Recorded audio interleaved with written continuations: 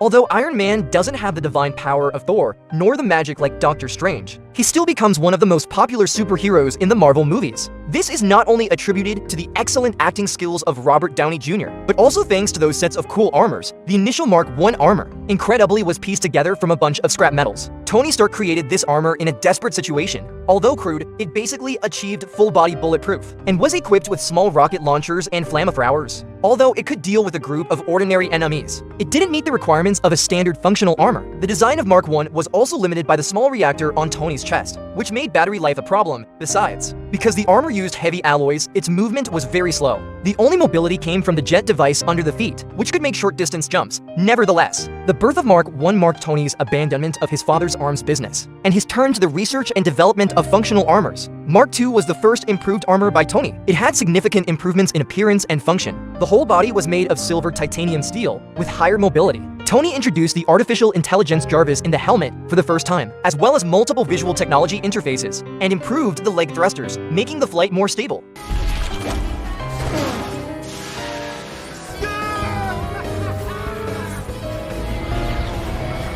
Although this armor would freeze at low temperatures, resulting in the lack of air combat capability, it became the prototype of all subsequent armors. Rhodes later modified it into the War Machine. The following Mark III armor was the armor with which Tony officially appeared as Iron Man. It was painted in red and gold tones. Inspired by Tony's vintage car, the gold titanium alloy used not only solved the problem of freezing at low temperatures, but also greatly reduced the weight of the armor, making the flight speed faster. The armor was equipped with various weapons, including the classic arc reactor pulse cannon and micro missiles, able to easily destroy a tank. Mark IV armor was largely similar to Mark III, but had a more streamlined optimization in appearance, making it more fitting to the human body. In addition, this armor added a practical function, the filtration system, allowing Tony to solve physiological problems inside the armor, and also filter urine into drinking water. When we talk about portability, Mark V armor is undoubtedly one of the best. It can be folded and stored in a suitcase. This was a portable armor designed by Tony after his identity was exposed, for dealing with emergencies due to the pursuit of lightness. The armor reduced some weapon equipment and armor thickness, but still retained the basic protective ability. Tony used this armor to defeat Ivan with the electric whip, but after the battle,